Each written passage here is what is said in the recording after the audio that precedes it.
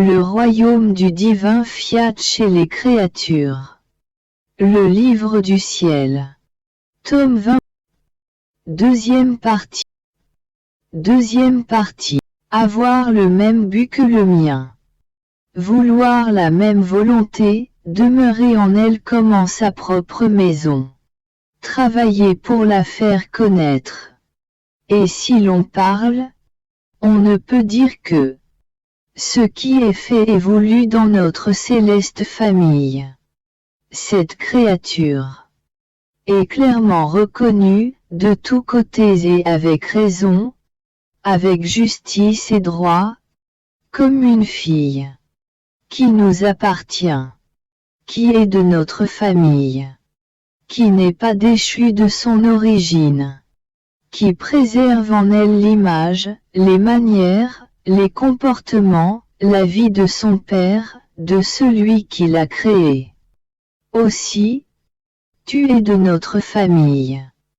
Et plus tu fais connaître ma volonté, plus tu es distingué, devant le ciel et la terre, comme une fille qui nous appartient.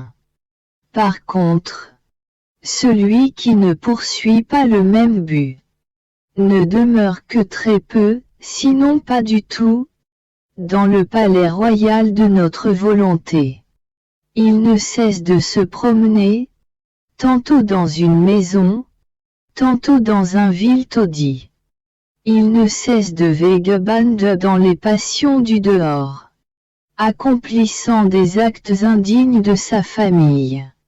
S'il travaille, c'est dans des champs étrangers.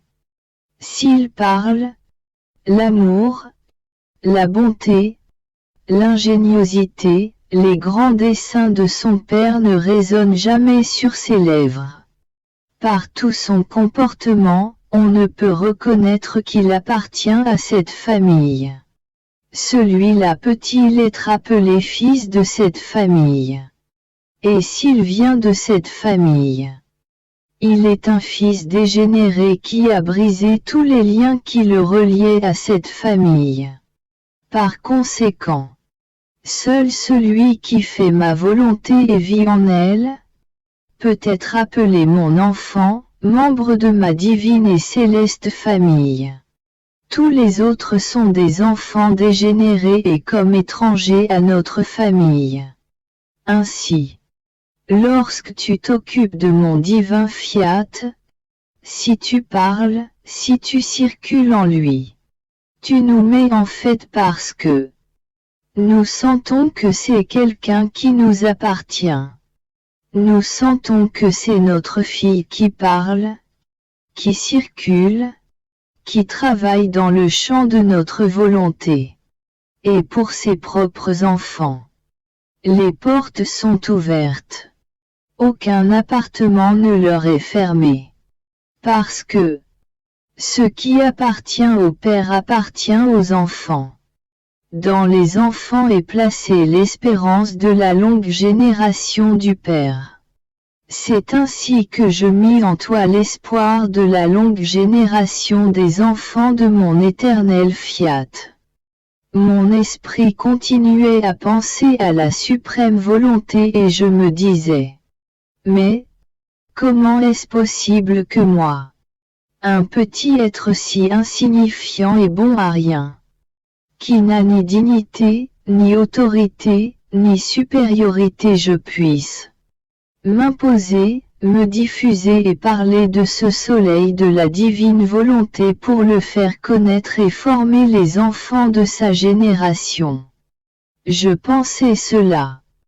Monde où Jésus interrompit mes pensées et sortit de mon intérieur pour me dire, ma fille, c'est ma manière habituelle de réaliser mes œuvres, les plus grandes, d'abord en tête-à-tête avec une seule personne.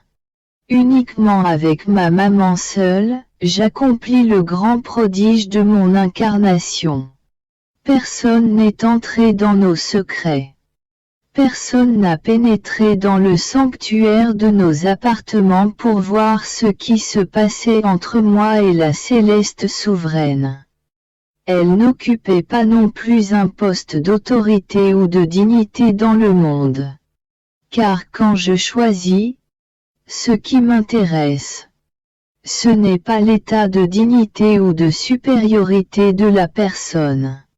Mais je regarde plutôt l'individu, sur le visage duquel je peux voir ma volonté, ce qui est la plus grande dignité et la plus haute autorité.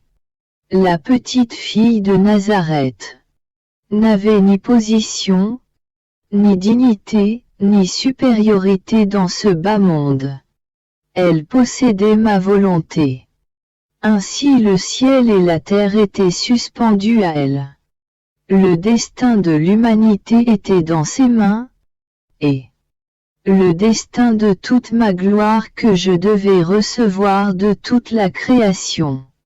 Il suffit donc que le mystère de l'incarnation soit formé dans cette créature choisie, dans l'unique, pour que les autres soient capables d'en recevoir les bienfaits. Ma seule et unique humanité donna naissance à la génération des rédimés. Il suffit de former tout le bien que l'on veut avoir, en une seule personne, pour donner vie à la génération de ce bien. De même, il suffit d'une graine pour multiplier par milliers et par milliers la génération de cette graine.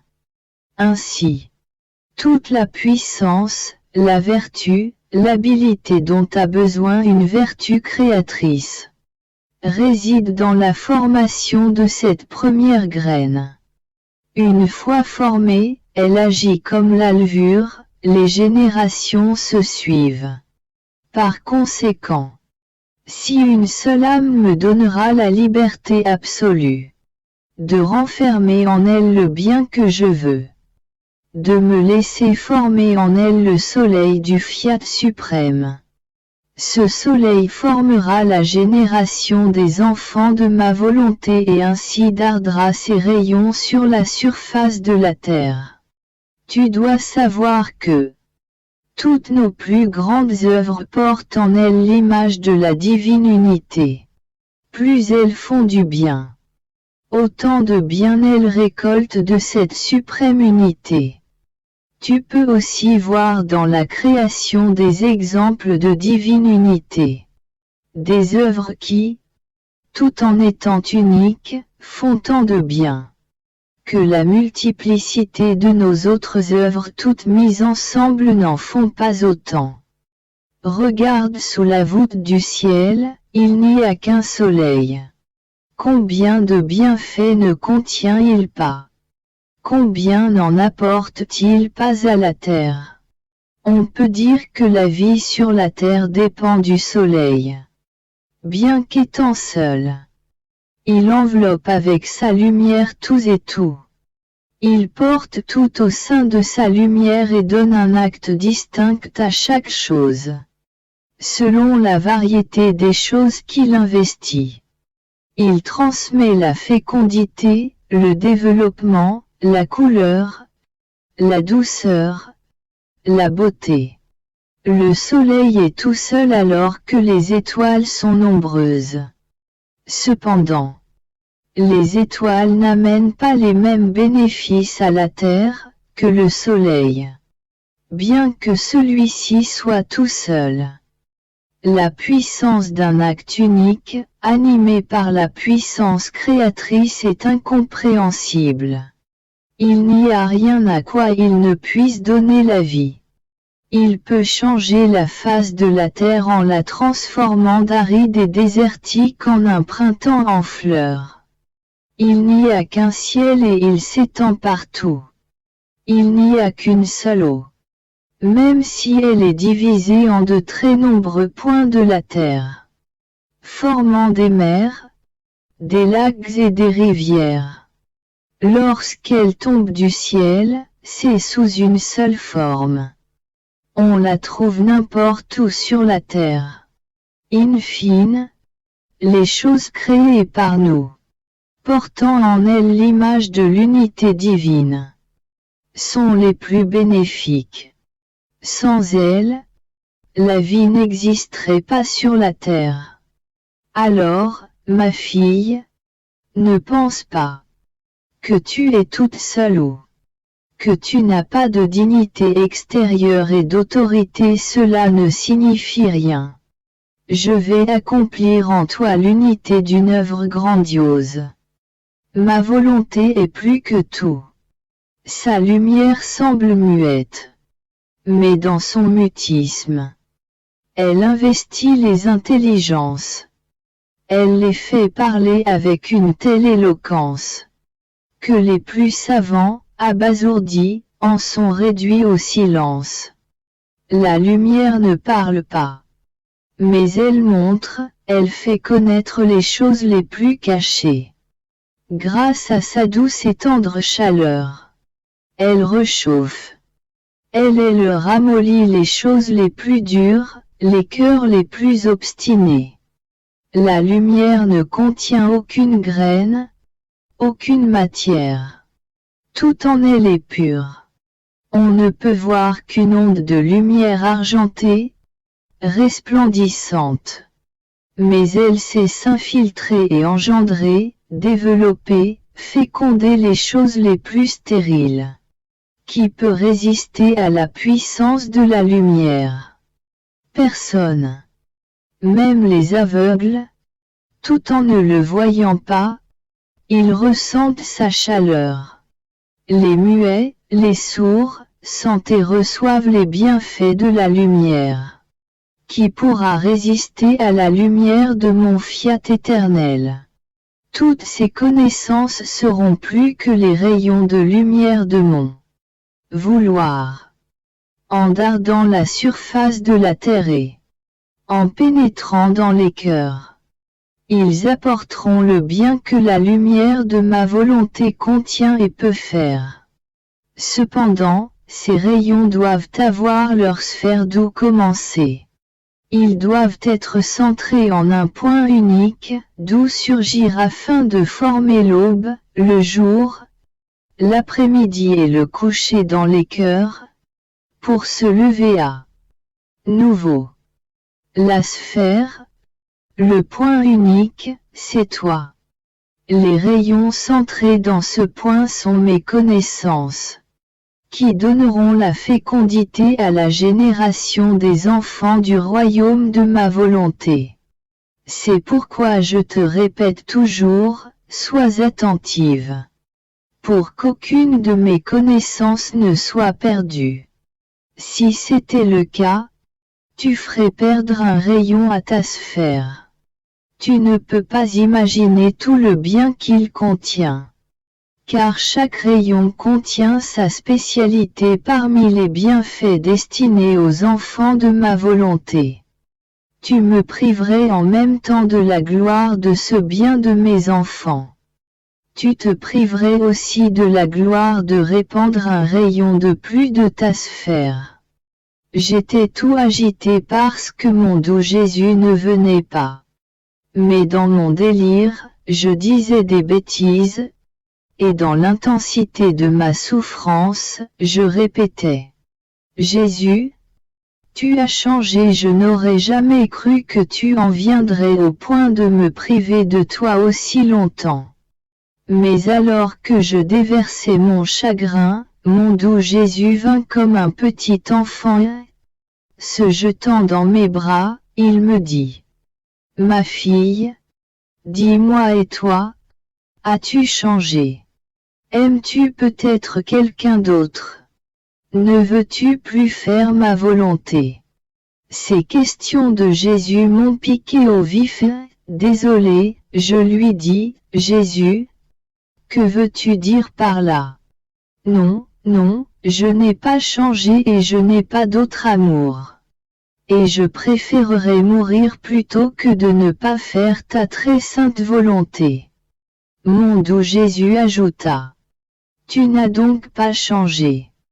Eh bien alors, ma fille, si toi qui as une nature sujette au changement, tu n'as pas changé, pourrais-je moi-même changer, moi qui suis immuable?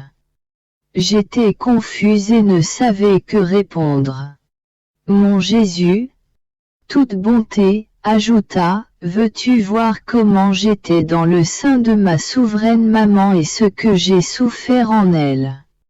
Et en disant cela, il se plaça en moi, au milieu de ma poitrine, allongé, dans un état de parfaite immobilité. Ses petites mains et ses petits pieds étirés faisaient pitié à voir. Il n'avait aucun espace pour bouger, ouvrir les yeux, respirer librement.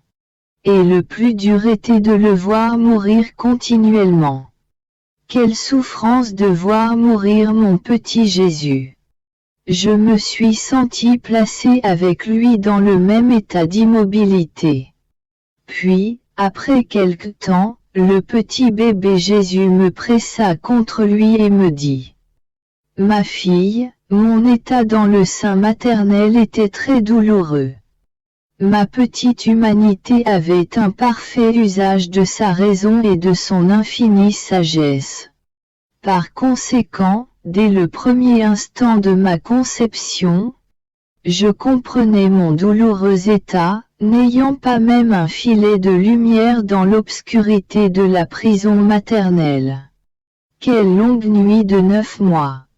L'étroitesse de l'endroit m'obligeait à être d'une immobilité parfaite, toujours en silence. Je ne pouvais ni gémir ni sangloter pour exprimer ma peine. Que de larmes n'ai-je pas versées dans le sanctuaire du sein de ma maman, sans faire le moindre mouvement. Et cela n'était rien. Ma petite humanité avait pris l'engagement de mourir pour satisfaire la divine justice. Autant de fois que les créatures avaient fait mourir la divine volonté en elles. En faisant le grand affront de donner vie à la volonté humaine, faisant mourir en elle la divine volonté. Oh! Combien ces morts m'ont coûté! Mourir et vivre, vivre et mourir.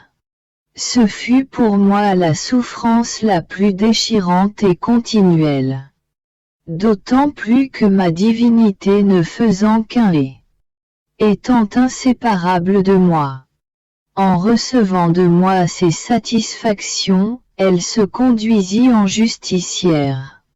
Bien que mon humanité fût sainte et pure, elle était-elle une lanterne faque à l'immense soleil de ma divinité. Je sentais tout le poids des satisfactions que je devais donner à ce divin soleil ainsi que la peine d'une humanité déchue qui devait ressusciter grâce à mes nombreuses morts.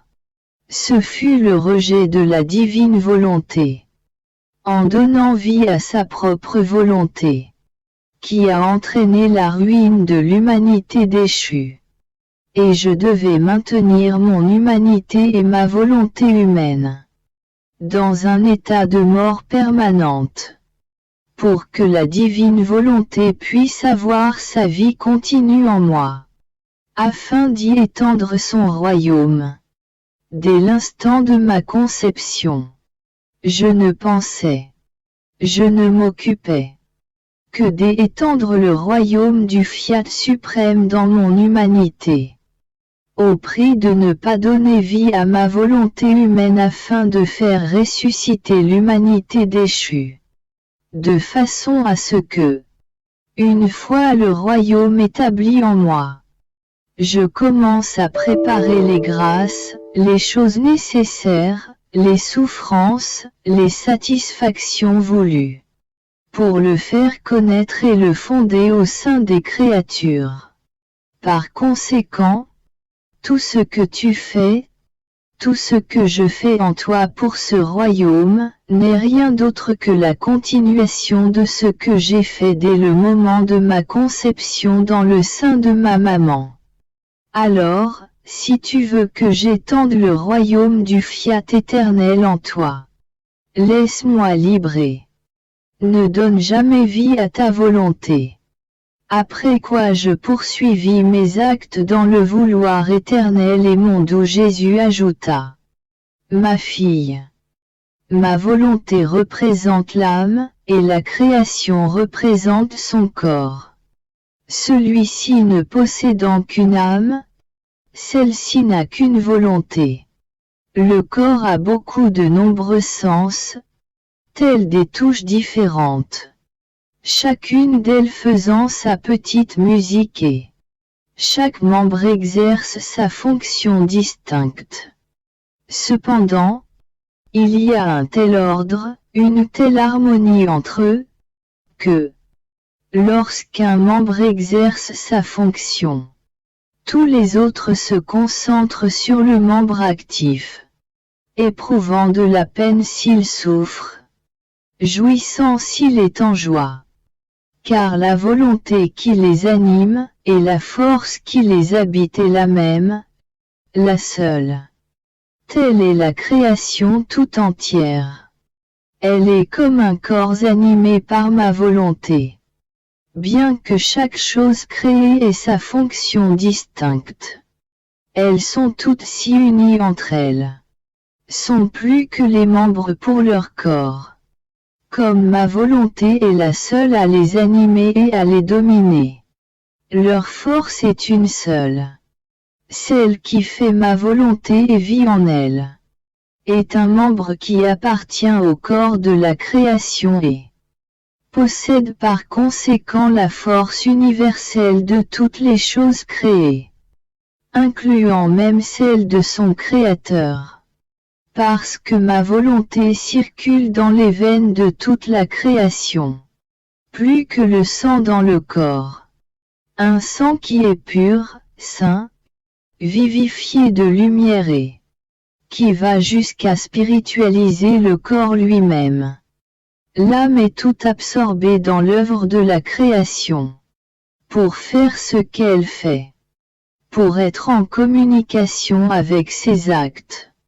Et la création entière est axée sur elle pour recevoir ses actes. Parce que la fonction, la petite sonate de ce membre au sein de la création, est si belle, que tous veulent l'entendre. Par conséquent, la vie dans ma volonté est la plus heureuse et la plus indescriptible destinée. Le point de départ de ces actes est toujours le ciel et sa vie au milieu des sphères. J'attendais impatiemment le petit bébé Jésus. Après bien des soupirs, il finit par arriver.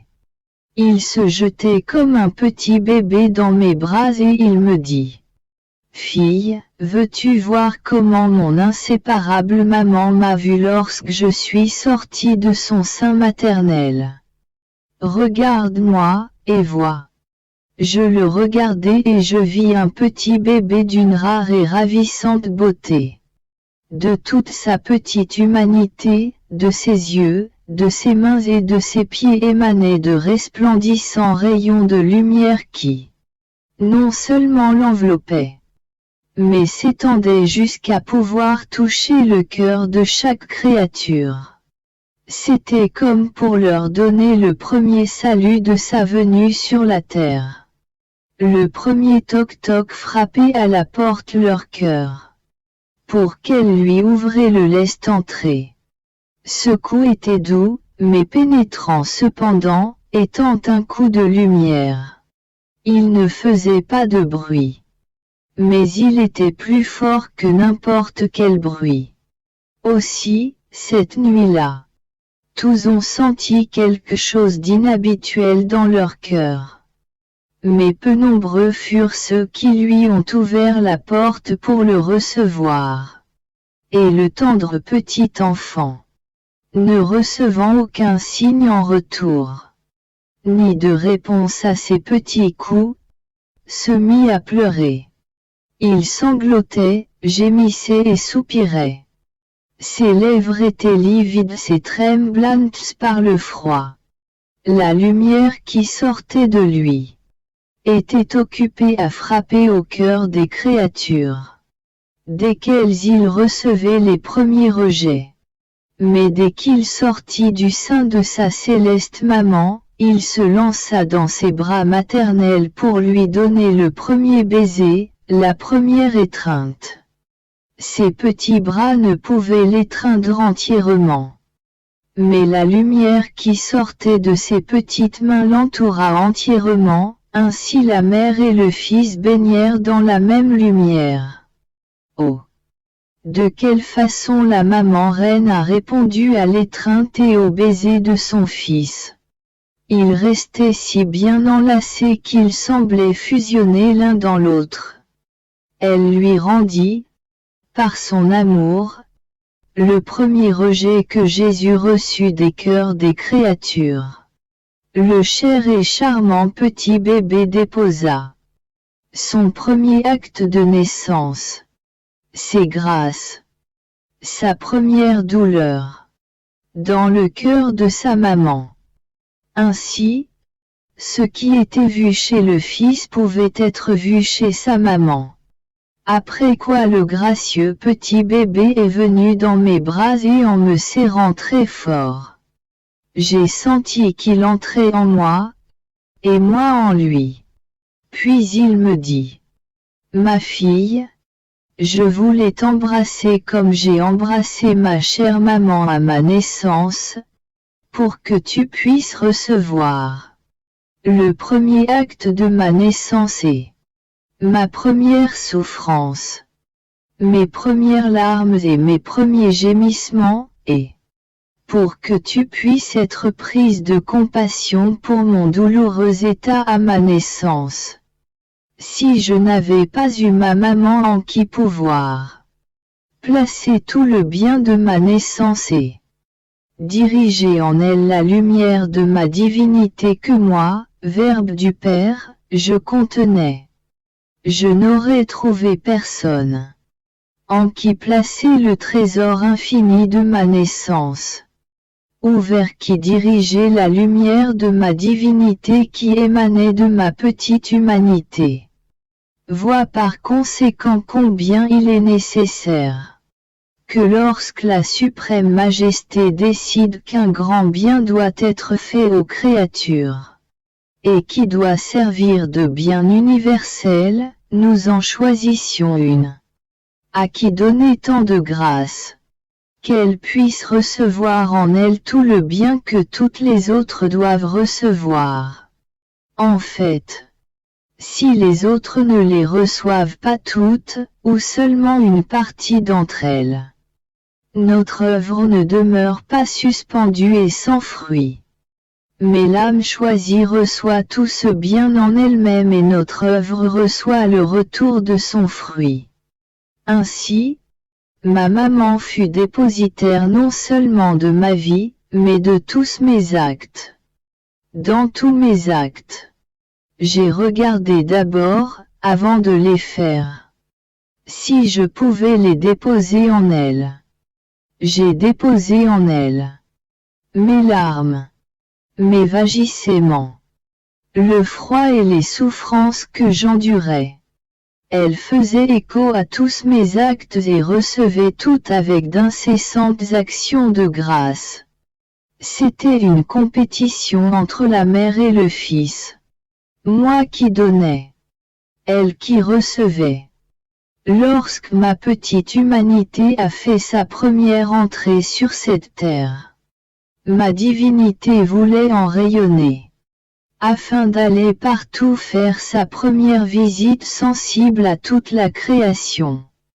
Le ciel et la terre, tout a reçu la visite de son Créateur, excepté l'homme. Il n'avait jamais reçu autant d'honneur et de gloire que lorsque tous ont pu voir leur roi, leur Créateur, venu parmi eux. Tous se sentaient honorés, car ils devaient servir celui dont ils avaient reçu l'existence. Par conséquent, tous étaient en fête. À ma naissance je reçus une joie et une gloire très grande de la part de ma maman et de toute la création. Mais je reçus une grande douleur de la part des créatures. C'est pourquoi je suis venu vers toi. pour sentir les joies de ma maman se répéter en moi, et placer en toi les fruits de ma naissance. Je pensais après cela. Combien devait être triste cette petite grotte où le bébé Jésus était né. Combien elle était exposée à tous les vents et au froid, au point d'être transie. À la place des hommes, il y avait des animaux pour lui tenir compagnie. Et je me disais, quelle prison fut la plus triste et la plus douloureuse? La prison de la nuit de sa passion ou la grotte de Bethléem.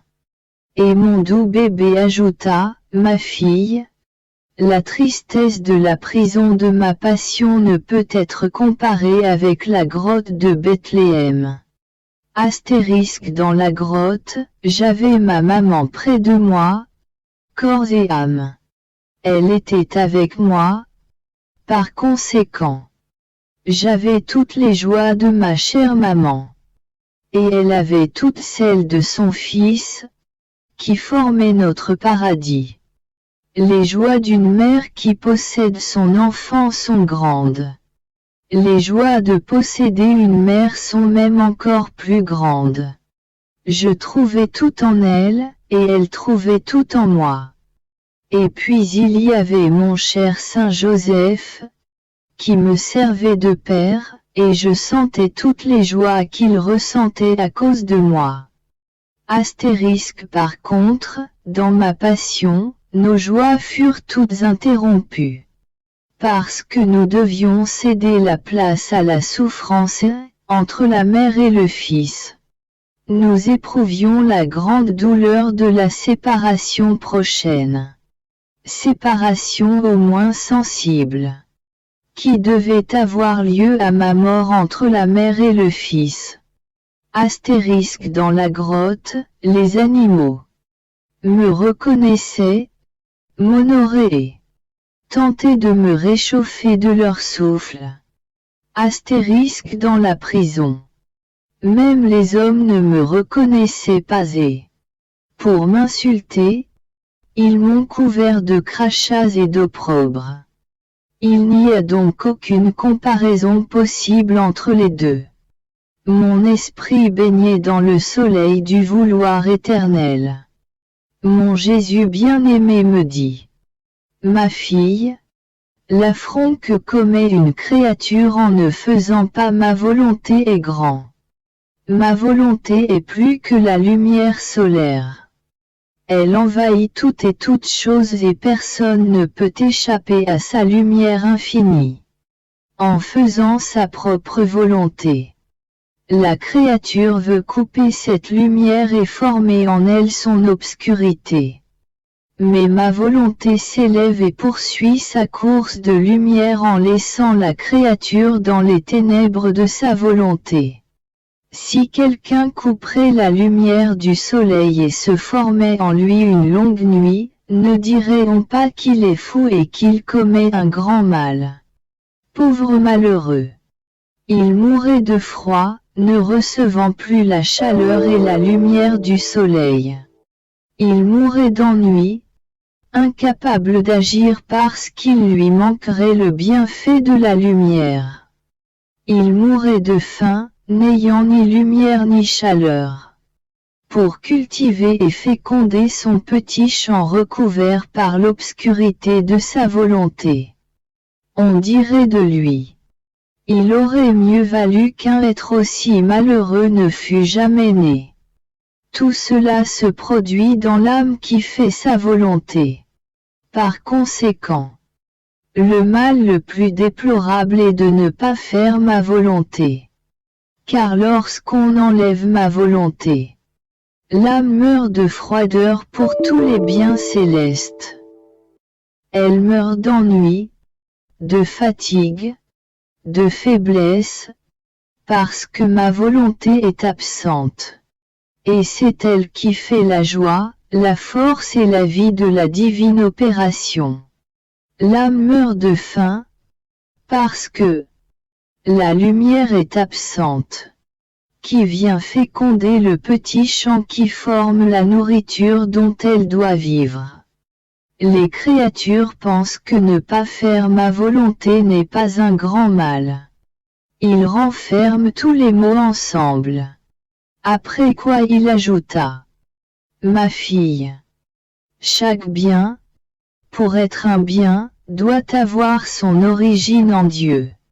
Par conséquent, l'amour, le fait lui-même de faire le bien, la souffrance, l'héroïsme des créatures qui se lancent tête première pour accomplir quelque chose, l'étude des sciences, sacrées et profanes. En somme, tout ce qui n'a pas son origine en Dieu, enfle la créature, la vide de la grâce.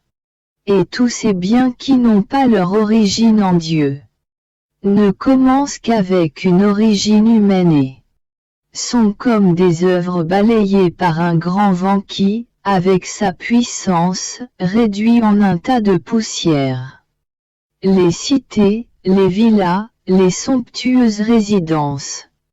Combien de fois un vent puissant ne détruit-il pas les plus belles œuvres d'art et d'ingéniosité, se riant, avec sa furie, de ces œuvres si vantées et admirées. Combien de fois le vent puissant, de l'amour-propre, de la gloire personnelle, n'abat-il pas les plus belles œuvres? Je sens la nausée que me donne ce bien lui-même. Il n'y a par conséquent pas de remède qui soit plus efficace, plus appropriée et qui soit plus guérissante, qui bloque la furie de ces vents dans l'âme, que la puissance de la lumière de ma volonté et l'éclipse qu'elle forme. Chaque fois que cette puissance, cette éclipse formée par la divine lumière est présente, ces vents sont empêchés de souffler et la créature vit sous l'influence vitale d'une divine volonté, de telle sorte que le sceau du fiat peut être vu en tous ses actes, petits et grands.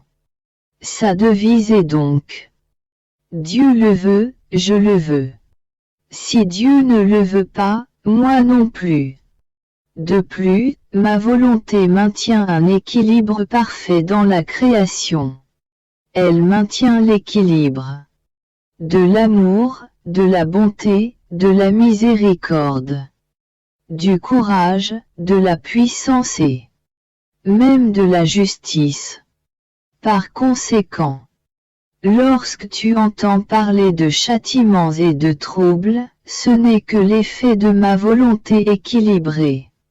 Malgré son amour des créatures, elle n'est pas sujette au déséquilibre. Elle serait sinon défectueuse et faible si elle perdait son équilibre. Tout l'ordre et la sainteté de ma volonté est en cela. Son équilibre parfait toujours le même, sans jamais changer. 4. Ma fille, première-née de ma volonté. Écoute quelque chose de beau sur mon fiat suprême. Ma volonté se bilocalise et transfère son équilibre parfait dans l'âme, qui vit en elle et la laisse régner pour y former son royaume.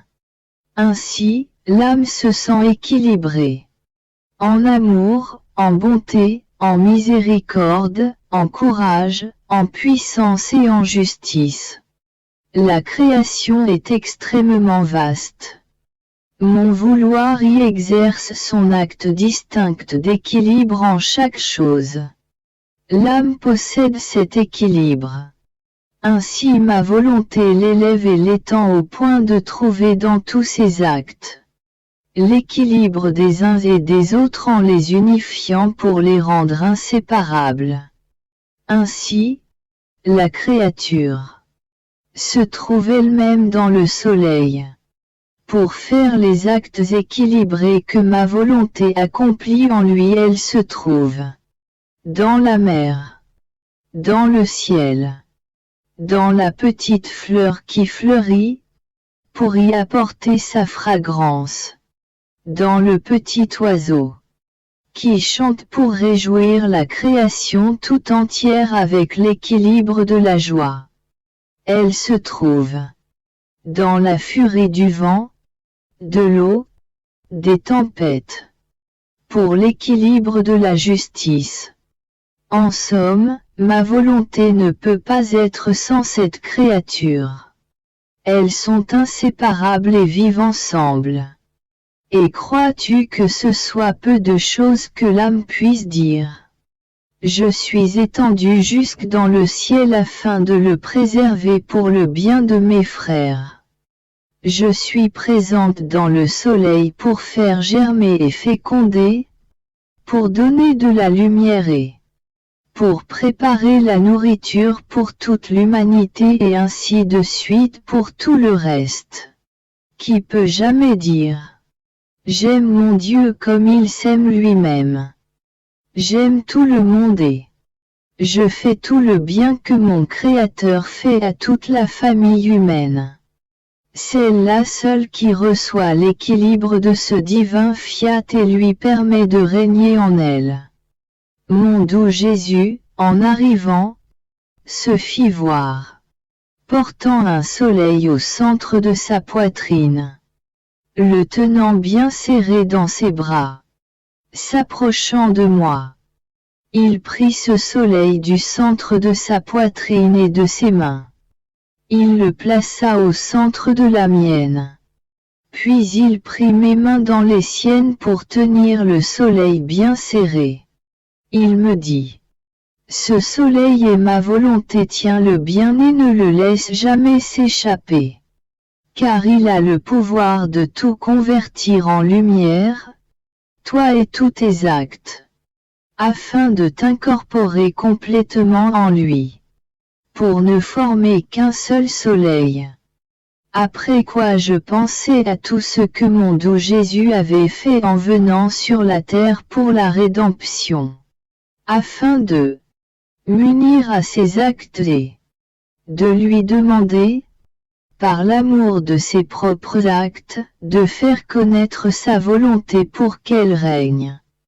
Et mon Jésus adoré ajouta, ma fille, dès que mon humanité fut conçue, une nouvelle création a commencé, afin d'y déposer le royaume de ma volonté. En tous les actes accomplis par mon humanité, tous mes actes, à l'intérieur comme à l'extérieur de mon humanité, était animé par la puissance créatrice de la divine volonté. Il subissait la nouvelle création en se transformant en acte de volonté divine. Ainsi j'ai étendu son règne à l'intérieur de moi et dans mes actes extérieurs. En fait, qui a détruit et rejeté ce royaume de ma volonté dans l'homme.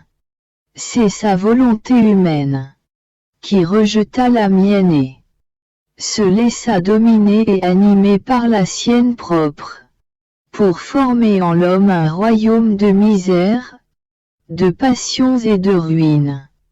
Mon humanité devait refaire et rappeler en moi, ce royaume de la suprême volonté dans ma nature humaine, afin d'être prête à former la rédemption et de pouvoir donner à l'humanité les remèdes qui la sauveraient. Si je n'avais pas mis ce royaume en sûreté en moi, si je ne lui avais pas donné le droit de régner, je n'aurais pas pu réaliser le bien de la rédemption. Si je n'aurais pas eu le droit primordial de former son royaume en moi, ma divine volonté ne m'aurait pas cédé ses biens. Elle m'aurait donné seulement dans un second temps, les remèdes pour sauver les créatures. Ma suprême volonté s'alignait dans tous mes actes. Elle dominait et triomphait. Elle investissait de sa puissance créatrice. Mes larmes, mes gémissements, mes soupirs, mes palpitations, mes pas, mes œuvres, mes paroles et mes souffrances en somme, toutes choses. Elle les emperlant de sa lumière interminable. Et elle forma la nouvelle création de son royaume dans mes actes.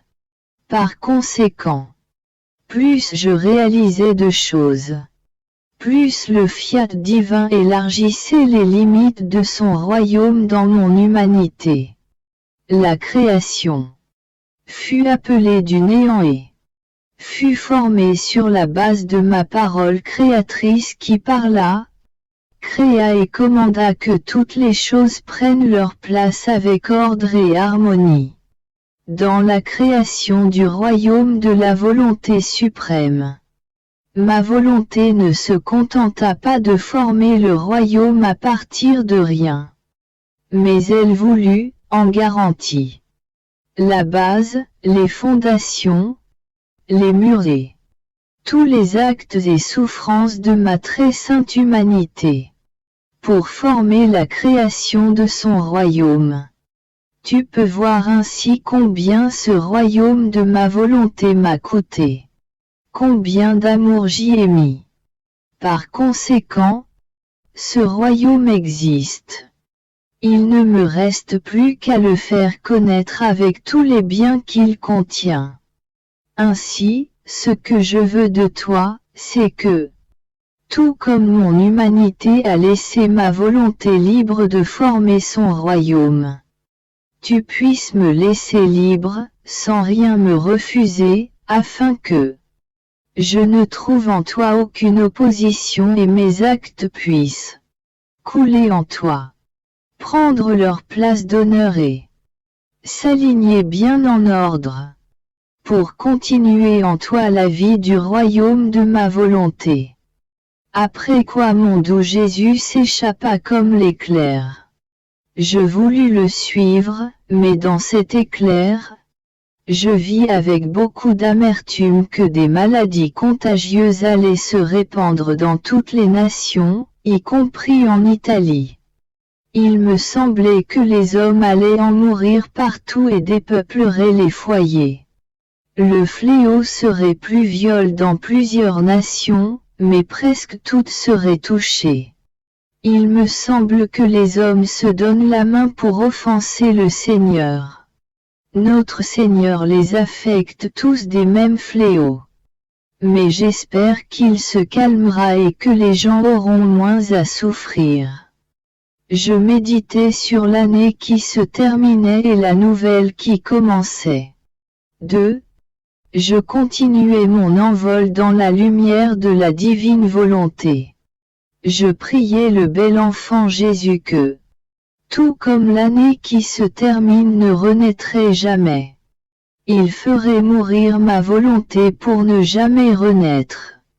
Je le priais que comme cadeau pour le nouvel an, il me donnerait sa volonté, tout comme je lui donnais la mienne comme tabouret pour ses tendres petits pieds. Et que je ne puisse plus avoir d'autre vie que sa seule volonté. Je disais cela et d'autres choses encore. Mon doux Jésus sortit de moi et me dit, fille de ma volonté, combien je veux, aime, et désire que ta volonté puisse mourir en toi. Oh, comme j'accepte ton cadeau. Quel plaisir j'aurai à m'en servir de tabouret pour mes pieds. En fait, aussi longtemps qu'elle reste dans la créature, hors de son centre qui est Dieu, la volonté humaine est dure. Mais lorsqu'elle rentre à nouveau dans le centre d'où elle est sortie, pour servir de tabouret aux pieds de ton petit enfant Jésus, elle devient douce, et je m'en sers pour m'amuser. N'est-il pas juste que, si petit que je sois, j'ai un amusement, et qu'au milieu de tant de souffrances, de privations et de larmes, j'ai ta volonté pour me faire plaisir. Tu dois savoir que la créature qui met fin à sa propre volonté, retourne à son point d'origine. Alors la vie nouvelle, la vie de lumière, La vie éternelle de ma volonté commence en elle. Lorsque je suis venu sur la terre, j'ai voulu donner beaucoup d'exemples sur la façon de mettre un terme à la volonté humaine. J'ai voulu naître à minuit pour briser la nuit de la volonté humaine avec le jour resplendissant de la mienne. Bien qu'à minuit, la nuit se poursuive. C'est quand même le début d'une nouvelle journée. Mes anges, pour honorer ma naissance et pour montrer à tous le jour de ma volonté, à partir de minuit, agrémentèrent la voûte des cieux, avec de nouvelles étoiles et de nouveaux soleils, pour transformer la nuit en lumière plus brillante que le jour. Ce fut l'hommage que les anges ont rendu à ma petite humanité, en laquelle résidait le plein jour du soleil de ma divine volonté, et le rappel des créatures en elle. Tout petit, je me suis soumis à la cruelle blessure de la circoncision, qui m'a fait pleurer des larmes amères. Non seulement à moi, mais à ma maman et à mon cher Saint Joseph. C'était la coupure que je voulais donner à la volonté humaine, afin d'y faire couler la divine volonté. Pour qu'il n'y ait plus de volonté coupée, mais uniquement la mienne. Petit encore, j'ai voulu fuir en Égypte. Une volonté tyrannique et inique voulait me tuer. Symbole de la volonté humaine qui veut tuer la mienne. J'ai fui, afin de dire à tous: fuyez la volonté humaine, si vous ne voulez pas que la mienne soit tuée. Ma vie entière n'était rien d'autre que rappeler la divine volonté dans celle humaine. En Égypte, j'ai vécu comme un étranger au milieu de ce peuple. Symbole de ma volonté qui est considérée par lui comme une étrangère et symbolisant que la personne qui veut vivre en paix et unie à ma volonté, doit vivre comme étranger à la volonté humaine. Sinon, il y aura toujours la guerre entre les deux. Ce sont deux volontés irréconciliables. Après mon exil, je suis rentré dans ma patrie. Symbole de ma volonté qui, après un long exil de siècle en siècle, revient dans sa chère patrie pour y régner parmi ses enfants. Et en passant ces étapes de ma vie, je formais son royaume en moi et je l'appelais par d'incessantes prières, dans la douleur et dans les larmes, pour venir régner parmi les créatures. Je suis rentré dans ma patrie et j'y ai vécu caché et inconnu. Oh! Combien cela symbolise la douleur de ma volonté vivant cachée et inconnue. Et dans cet anonymat, je demandais que soit connue la suprême volonté, qu'elle puisse recevoir l'hommage et la gloire qui lui sont dus. Chaque chose que je faisais symbolisait une souffrance de ma volonté, la condition où les créatures la plaçaient, et un appel à revenir dans son royaume.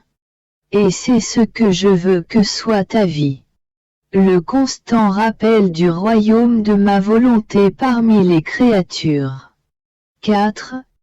J'ai parcouru ensuite toute la création pour ramener les cieux, les étoiles, le soleil, la lune, la mer.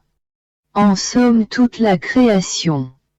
Aux pieds de l'enfant Jésus pour lui demander, tous ensemble, la venue prochaine de ce royaume de sa volonté sur la terre.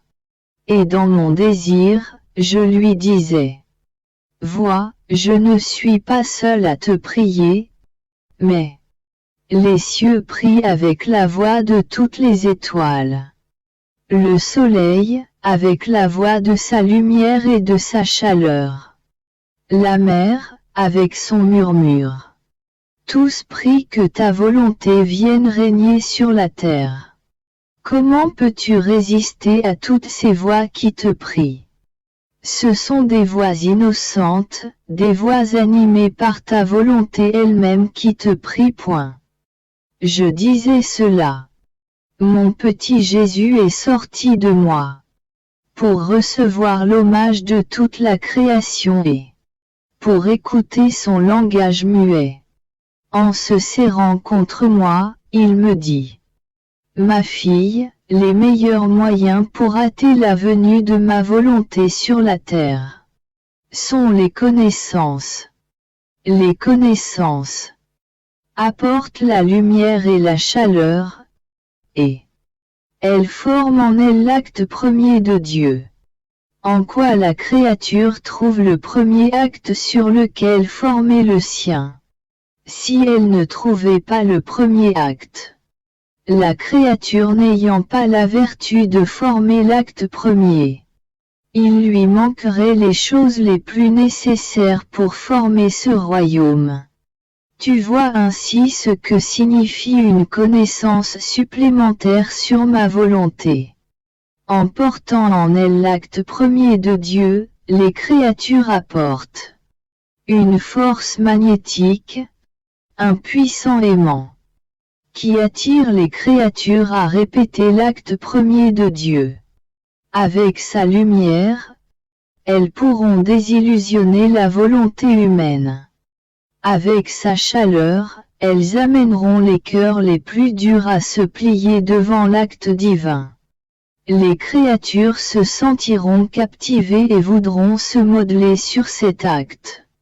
Par conséquent, plus je manifeste de connaissances sur ma volonté, plus vite le royaume du divin fiat viendra sur la terre.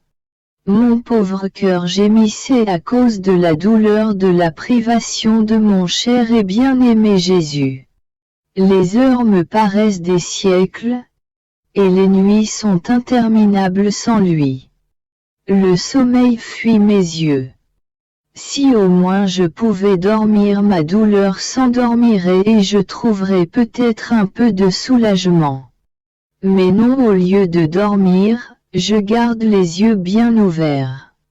Mes pensées sont des yeux qui veulent pénétrer, pour voir où est celui que je cherche et que je ne trouve pas. Mes yeux sont des oreilles, pour entendre qui c'est le doux bruit de ses pas, le doux et gentil écho de sa voix. Mes yeux regardent qui c'est, ils verront peut-être l'éclair de sa fugitive venue. Oh!